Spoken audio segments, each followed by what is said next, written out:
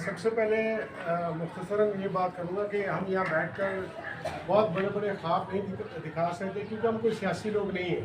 पहली बात तो ये हम मुख्तसर बात करेंगे मुख्तसर वक्त में जो आपकी समझ में आ जाए। कम बताएं आप ज़्यादा समझें। मिसाल के तौर पर आप समझते हैं कि अगर छोटा बच्चा है 6 महीने का, 3 महीने का, 1 साल का, अगर वो भी रोए नहीं तो शायद माँ उसको दूध भी नहीं पिलाती। ये तो हम समझते हैं। इसका मतलब ये हुआ 6 महीने के बच्चे का ये हक बनता है कि वो उसको माँ उसको क्या करे, उसको दूध पिलाएगी। उसको अब बाजार का डब्बा तो नहीं ला के उसको पिला सकती 3 महीने के बच्चे, तो उसको रोना पड़ता है। तो हम जो इस बात को क्लेम करते हैं हमारे हकूक नहीं मिलते, हमारा हक हमें नहीं मिलता, हम मुकम्मल तौर पर हुकूमत से रियासत के आगे रोते नहीं है। शायद सही तरीके से हमें प्रॉपर उसका तरीका नहीं पता। तो हम इसीलिए आपके पास है, कुछ चीज़ें हमें बार बार हुकूमत को, रियासत को याद दिलाने की ज़रूरत है। ये हमारा हक है और हमें मिलना चाहिए हक। ठीक है, हम मांगते हैं, मांगने वाले भिखारी नहीं। ये हमारा राइट है और हुकूमत का फ़र्ज़ है कि वो हमें हमारा हक जो है वो दे। अब देखिए, इंसान पैदा होता है, माँ बाप की औलाद होता है। माँ बाप की क्या ख्वाहिश होती है, बच्चा है मैं इसको पढ़ाऊँ, पढ़ाने के बाद उसकी एज आती है, फिर उसकी क्या करूँ मैं, शादी करूँ। शादी के बाद के मसाइल वो फिर नए मसाइल में माँ बाप फिर बेचारा फंस जाते हैं।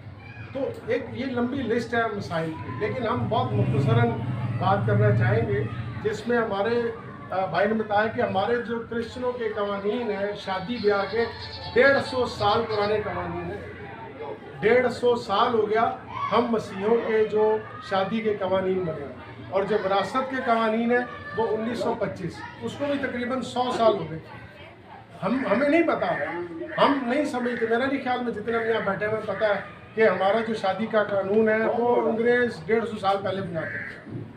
तो ज़रूरत इस बात की है कि उसमें उस कानून में क्या लिखा है ये भी नहीं पता किसी को कि उस कानून में क्या है। जैसे बताया उस वक़्त एज क्या थी, 13 साल 12 साल। इसलिए हमारे साथ जो इस मुल्क में ज़्यादतियाँ होती रही हैं, हमारी छोटी बेटियों के साथ शादियाँ करके और उनको इसी मुल्क के अंदर जो है वो ज़दोकोब करके रखा गया। लेकिन थैंक्स गॉड अभी ये कानून मरहले में है कि ये 18 साल की एज जो है वो तकरीबन फाइनल होने पे जा रही है कि क्रिश्चियन बच्ची जो है जब तक 18 साल की नहीं होगी उसकी शादी नहीं की जा सकती। आरजू राजा केस से सब लोग वाकिफ़ है, जो पूरी मसीह कौम के लिए बदनामी का बायस बनी।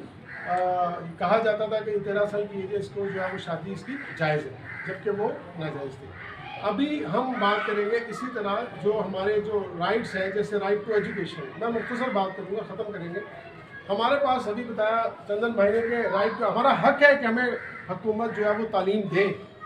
अभी तो 12वीं तक भी तालीम फ्री है, कॉलेजेस में भी फीस, बोर्ड की फ़ीस तक फ्री है, लेकिन हमें पता नहीं है।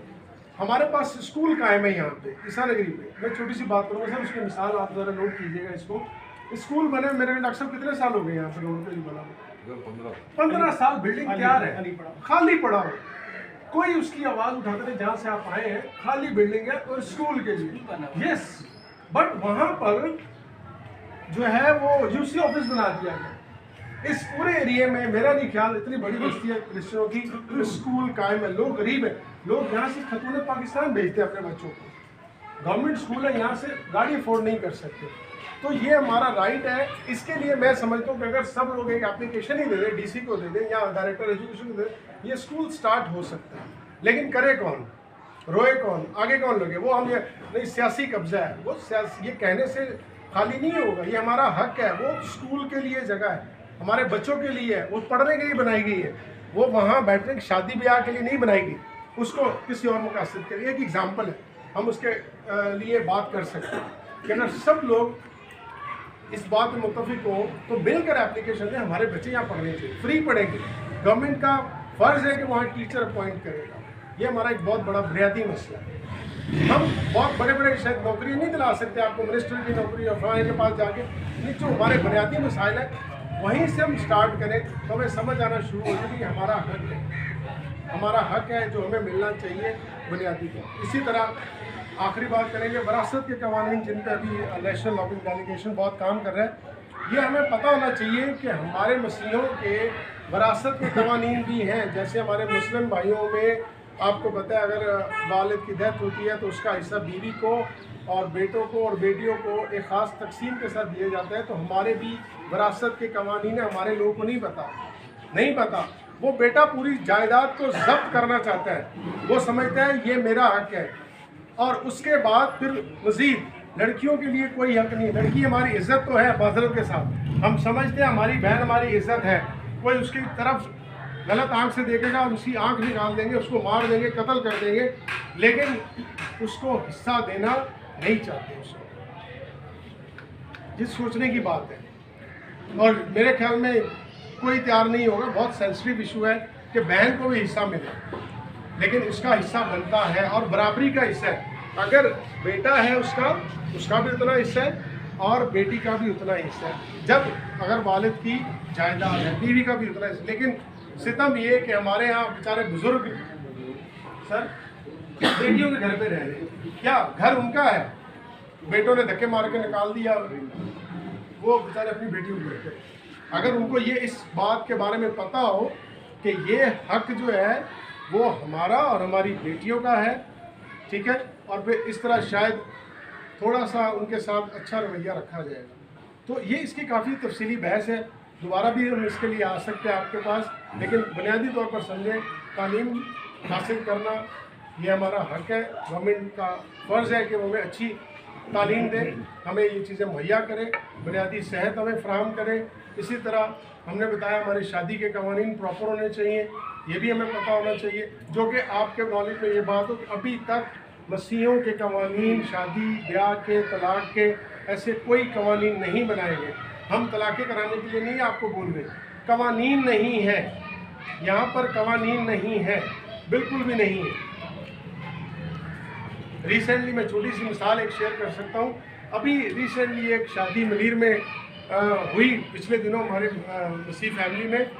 तो जो लड़की है और लड़का शादी हो गई, दूसरे दिन पता चला सर वो लड़का ट्रांसजेंडर है। अब बताइए वो लड़की अपने घर पे आ गई, अब उसके लिए क्या कानून है हमारे पास? हम कहते हैं जी बाइबल में ये लिखा हुआ है कि सिर्फ इस शर्त की बिना पर जो है वो मियाँ बीवी एक दूसरे को छोड़ सकते हैं। उसकी जानकारी क्यों नहीं की गई? जब उसकी शादी करवाई गई, पादरी ने, फादर ने, पुलिस ने की, उससे पहले जानकारी क्यों नहीं थी? या वालिदैन ने क्यों छुपाया ये कि ये तो ट्रांसजेंडर है, इसकी लड़के की शादी नहीं होनी चाहिए? ट्रांसजेंडर का तर्जुमा कर दो, लोगों को पता चले।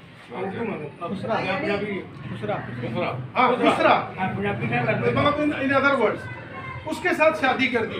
हाँ, अब वो लड़की कहाँ जाए? हम ये बात करना चाह रहे हैं, उसके लिए तो कोई कानूनी रास्ता डॉक्टर साहब होना चाहिए कि उसके लिए ज़्यादगी का कोई कानून होना चाहिए। जरूरी नहीं कि जो अच्छे खासे मियाँ बीवी हैं उनमें तलाक़ें हों।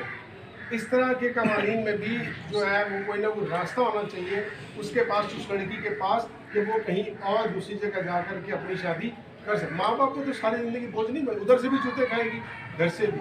तो इसलिए हम चाहते हैं कवानीन होने चाहिए, कोई रास्ता होना चाहिए ताकि इस तरह के मसाइल को जो है वो हल किया जा सके। बहुत बहुत शुक्रिया।